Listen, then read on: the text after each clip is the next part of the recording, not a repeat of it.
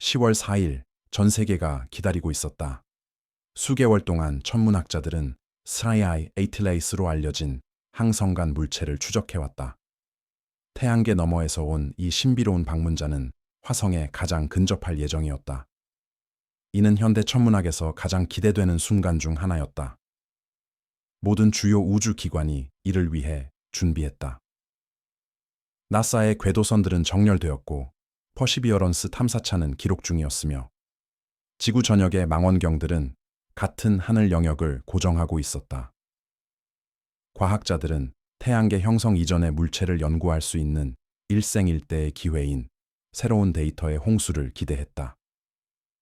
그런데 예고 없이 모든 것이 암흑으로 변했다. 스라이 애틀라스가 가시권에 진입하는 순간 나사 서버가 다운되었다. 공식 웹사이트는 사라지고 유지보수 중이라는 단일 메시지로 대체되었다. 처음엔 무해한 설명처럼 보였다. 대중의 관심에 과부하된 시스템의 붕괴. 결국 수백만 명이 지켜보고 있었으니까. 그러나 우연은 여기서 끝나지 않았다. 몇 분 만에 유럽 우주국 ESA의 데이터 포털도 다운되었다. 몇 시간 후 중국 국가우주국도 원격 측정 데이터 업데이트를 중단했다. 3하의 경쟁 기관들이 동시에 침묵에 빠진 것이다. 그 순간은 우주 관측 역사상 가장 기이한 사건의 시작을 알렸다. 전 세계적 발견의 축제가 되어야 할 순간이 며칠간 지속된 동기화된 정전 사태로 변모한 것이다. 영상도 측정값도 기자회견도 없었다. 투명성에 익숙했던 세계 과학계는 완전한 침묵 속에 갇혀버렸다. 그리고 마침내 정보가 흘러나왔을 때 그것은 공식 출처에서 나온 것이 아니었다. 한 장의 이미지가 온라인에 등장했는데 익명으로 공유된 것은 한 무명의 천문학 포럼을 통해서였다. 해당 파일은 퍼시비어런스 탐사차의 우측 항법 카메라와 연결된 중계 백업 장치에서 유출된 것으로 추적되었다. 메타데이터는 그 진위를 확인해 주었다. 화성 현지 시간 2833년 10월 4일, 네트워크가 끊긴 바로 그 순간이었다. 이미지는 처음에는 단순해 보였다. 희미한 별빛 아래 화성의 지평선이었지만 지평선 바로 위에 떠 있는 것은 오해할 수 없는 무언가였다. 해성도 빛의 흔적이나 먼지 구름도 아니었다. 그것은 구조물이었다. 대칭적이고 금속적이며 완벽하게 정의된 형태였다. 전 세계 분석가들이 사진을 분석하기 시작했다. 빛 반사 테스트 결과 그 물체는 얼음이나 암석이 아닌 광택나는 금속처럼 햇빛을 반사했다. 카메라 사양을 바탕으로 이미지 규모를 측정한 결과 그 길이는 46km, 지름은 약 12km로 추정되었다. 화성 상공에 매달린 거대한 실린더였다. 표면은 흠집 하나 없었다. 크레이터도 균열도 불규칙성도 없었다. 그 크기의 자연체라면 시간의 흔적이 남아 있어야 했지만 이 물체는 흠잡을 데 없이 매끄럽고 이음새 없이 인공적으로 만들어진 듯했다. 회의론자들은 움직임으로 인한 흐림 현상이라며 이 물체가 탐사차의 장시간 노출로 인한 착시일 뿐이라고 주장했다. 그러나 그 설명은 금방 무너졌다. 퍼서비어런스의 항법 카메라는 정밀하게 보정된 장비이며 노출 매개 변수도 잘 기록되어 있다. 느리게 움직이는 물체라도 프레임에 걸쳐 점차 옅어지는 그라데이션, 즉 테이퍼링된 흔적을 남겼을 것이다. 그러나 이 이미지에는 그런 흔적이 전혀 없었다. 밝기는 가장자리부터 가장자리까지 왜곡이나 퇴색 없이 완벽하게 균일했다. 빛의 번짐이 아니었다. 단단한 실체였다. 기하학적 완벽함은 더욱 부정하기 어려웠다. 자연은 거의 원통체를 생성하지 않는다. 소행성은 불규칙하고 해성은 혼란스러우며 위성은 중력에 의해 형성된 대략적인 구형이다. 그러나 이 물체는 정확했다. 직선, 일관된 곡률, 반사 표면의 변형이 전혀 없었다. 이 이미지는 모든 자연적 형성 모델을 부정했다. 과학자들이 이전 데이터를 재검토하면서 이 이상 현상은 더욱 중요해졌다. 접근 전 세르나이 ATLAS에 대한 관측은 이미 특이한 행동을 드러내고 있었다. 그 밝기는 결코 변동하지 않았다. 자전은 거의 존재하지 않았다. 그리고 태양계를 통과하는 궤도는 비정상적으로 안정적이었으며 거의 67km의 속도로 행성들의 궤도 방향과 반대 방향으로 완벽하게 직선으로 움직였다. 마치 단순히 표류하는 것이 아니라 이 물체가 유도되고 있는 것처럼 보였다. 하버드 천체 물리학자이자 항성간 이상 현상 연구의 권위자인 아비로브는 화성의 상대적 거리를 이용해 이 물체의 반사율을 재계산했고 놀라운 사실을 발견했다. 이 물체의 알비도 반사율은 알려진 어떤 소행성이나 해성보다 높았다. 더 큰 문제는 열적 행동이었다. 햇빛에 노출되어도 가열되지 않았다. 모든 알려진 해성은 별에 가까워질수록 가열되어 가스를 방출하고 꼬리를 형성한다. 그러나 3위 에이틸레이스는 열적으로 일정한 상태를 유지했다. 마치 스스로 온도를 능동적으로 조절하는 듯했다. 이 발견은 가능성을 두 가지로 좁혔고 둘 다 안심할 만한 것은 아니었다. 3위 ATLAS가 거의 모든 태양 복사를 반사할 수 있는 미지의 초반사성 물질로 만들어졌거나 고정된 온도를 유지하는 내부 메커니즘을 지녔다는 것이다. 첫 번째 가능성은 기이하지만 불가능하지는 않았다. 두 번째는 판도를 바꿀 만한 것이었다. 만약 그 물체가 진정으로 열 상태를 관리하는 내부 시스템을 갖추고 있다면 그것은 작동 중이었다. 단순한 암석이 아닌 기계였다. 그러자 또 다른 문제가 떠올랐다. 생존의 문제였다. 속도와 궤적을 고려할 때 3위 에이틀레이스는 수천만 년, 어쩌면 그보다 더 오랜 시간 동안 성간 공간을 여행해 온 것이었다. 그런 속도에서는 알려진 어떤 구조물도 그 시간의 일부조차 버티지 못할 것이다. 우주는 공허하지 않다. 방사선, 자기 폭풍, 치명적인 속도로 움직이는 미세, 파편들로 가득하다. 초속 60km로 이동하는 물체는 먼지 한 알에도 증발할 수 있다. 그런데 이 물체는 손상 흔적, 충돌 자국, 침식, 풍화 현상조차 보이지 않았다. 표면은 생성되거나 제작된 당시와 마찬가지로 완벽했다. 이는 재료와 설계에 대한 의문을 제기했다. 왜 원통형일까? 왜 혜성의 불규칙한 형태나 중력이 선호하는 구형이 아닌가? 물리학과 공학에서 원통은 이상적인 형태다. 응력을 균일하게 분산시키고 변형을 저항하며 극한 압력 아래서도 안정성을 유지한다. 또한 회전의 가장 효율적인 기하학적 구조로 원심력을 통해 인공 중력을 생성할 수 있다.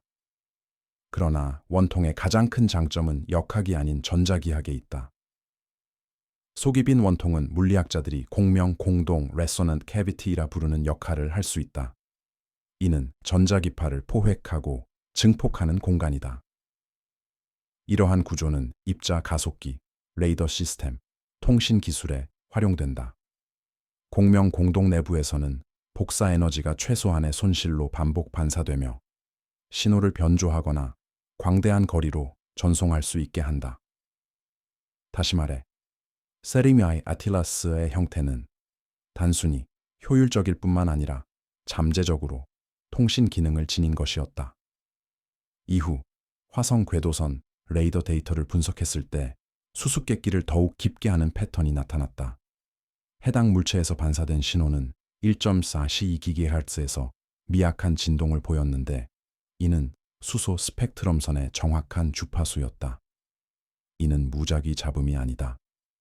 우주에서 가장 풍부한 원소인 수소의 보편적 방출 주파수다. 수십 년간 세티 과학자들은 지능적 문명이 우주 어디서나 인식 가능한 자연 상수를 나타내는 이 주파수로 통신할 것이라고 주장해왔다. 세르나이 아틸라스가 정확히 이 파장에서 공명하는 것처럼 보인다는 사실은 어떤 기준으로 봐도 놀라운 일이었다. 사실이라면 그 함의는 엄청났다. 이 물체가 과학에 완전히 알려지지 않은 전자기적 특성을 가진 물질로 만들어졌거나 아마도 성간 통신 형태로 수소선 주파수에서 작동하도록 의도적으로 설계된 것이다. 영원을 견디도록 제작된 송수싱이 탐사선, 메신저. 그러나 스르미아이 에이틀라스는 단순히 이상한 주파수를 방출하는 데 그치지 않았다. 능동적 시스템처럼 행동하고 있었다. 조절된 온도, 손상되지 않은 외관, 완벽한 대칭성은 화석화된 기계가 아닌 지속적인 기능을 암시했다. 일부 연구자들은 이 물체가 방사선이나 미소 유성체의 손상을 자동으로 치유할 수 있는 자가 복원 분자 격자로 구성되었을 가능성을 제기했다. 다른 이들은 얇은 플라즈마 외피, 즉 접근 입자를 접촉 전에 증발시키는 전자기장으로 둘러싸여 있을 가능성을 제기했다. 두 메커니즘 모두 수백만 년과 무수한 충돌 속에서도 완벽한 상태를 유지한 이유를 설명할 수 있었다. 데이터를 더 깊이 분석할수록 자연 현상으로 설명하기 어려워졌다. 모든 물리적 테스트, 모든 광도 곡선, 모든 반사 측정 결과가 동일한 결론으로 수렴했다. 스르미아이 에틸라이스는 영속을 위해 제작된 것이었다. 그 대칭성은 우연이 아니었다. 그것은 의도였다. 그리고 그 침묵은 의사소통의 부재가 아니라 의사소통 그 자체일지도 모른다. 결국 우주는 언어로 말하기 훨씬 전에 물리학으로 말한다. 이제 대중의 정보 차단에는 다른 의미가 부여되었다. 만약 나사, ESA, 중국이 유출된 이미지가 암시하는 것을 진정으로 관측했다면 침묵이 유일한 가능한 대응이었을 것이다. 인류가 설계된 무언가, 잠재적으로 활동 중인 무언가를 마주했다는 사실을 인정하는 것은 과학적 틀뿐만 아니라 대중의 그에 대한 믿음까지도 불안정하게 만들 것이다. 문명보다 오래된 구조물이 알려진 모든 자연 법칙을 거스르는 현상을 어떻게 설명할 수 있을까? 아마도 기관들은 외계 기술의 증거를 숨기고 있었던 게 아닐 것이다. 설명할 수 없는 무언가에 직면했던 것일지도 모른다. 정보 차단이 해제된 후 공식 발표는 재개되었다. 나사 시스템은 복구되었고 ESA는 화성 원격 측정 데이터를 업데이트했으며 중국 우주 포털도 다시 온라인에 접속했다. 그러나 어느 기관도 스르미아이 에틸라스에 대해 다시 언급하지 않았다. 이 사건은 브리핑이나 임무 기록에서 단 한 번도 언급되지 않았다. 논의에서 완전히 사라진 것이다. 그러나 그 이미지는 계속 유포되었다. 분석가들은 측정을 정밀화했고 독립 연구자들은 원시 데이터를 재처리했으며 모든 재분석은 동일한 결과를 가리켰다. 그 물체는 원통형의 금속질이며 매끄러웠다. 인류가 관측한 그 어떤 것과도 달랐다. 주가 달로 바뀌는 동안 스르미아이 에틸라스는 침묵의 여정을 계속했다. 화성을 지나자 그것은 바깥쪽으로 표류하며 목성의 궤도를 가로질러 어둠 속으로 사라졌다. 망원경들은 가능한 한 오랫동안 그것을 추적하며 흔들림 없는 정밀함으로 궤도를 유지하는 모습을 지켜보았다. 파편도 잔해 흔적도 붕괴의 징후도 없었다. 2026년 초가 되자 그것은 시각적 범위에서 완전히 사라져 별들 사이에 깊고 어두운 복도로 돌아갔다. 많은 이들에게 그 수수께끼는 그것과 함께 사라졌다.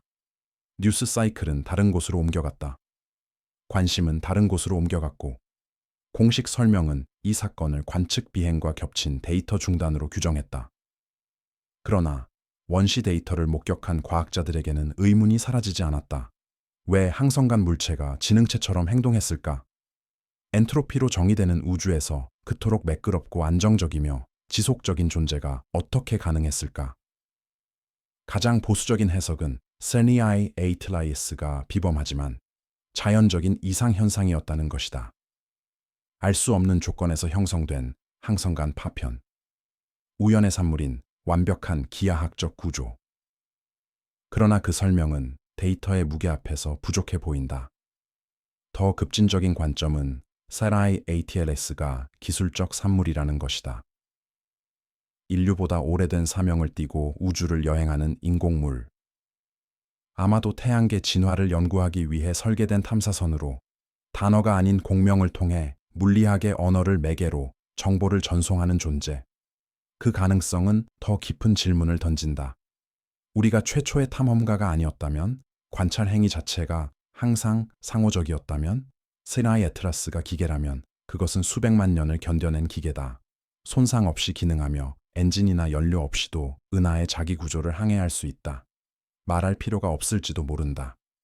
그 존재 자체가 모든 것을 전하기 때문이다. 장수 자체가 소통이고 인내 자체가 신호다. 유출된 이미지를 공식적으로 확인하거나 부인한 기관은 없다. 공식 기록은 침묵을 지키고 있다.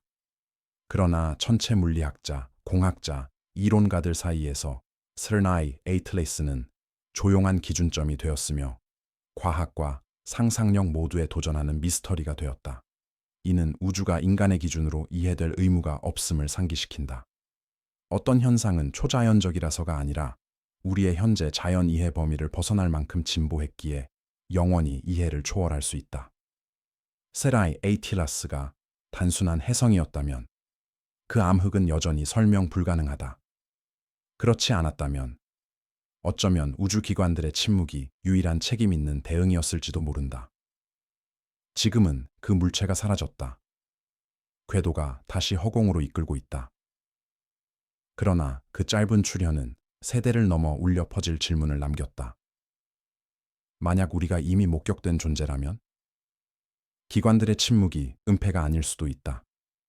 어쩌면 그들도 우리처럼 여전히 귀 기울이고 있을지 모른다. 우리 종족이 이를 표현할 언어를 갖기 훨씬 전부터 우주를 가로질러 오고 있는 소리를 기다리며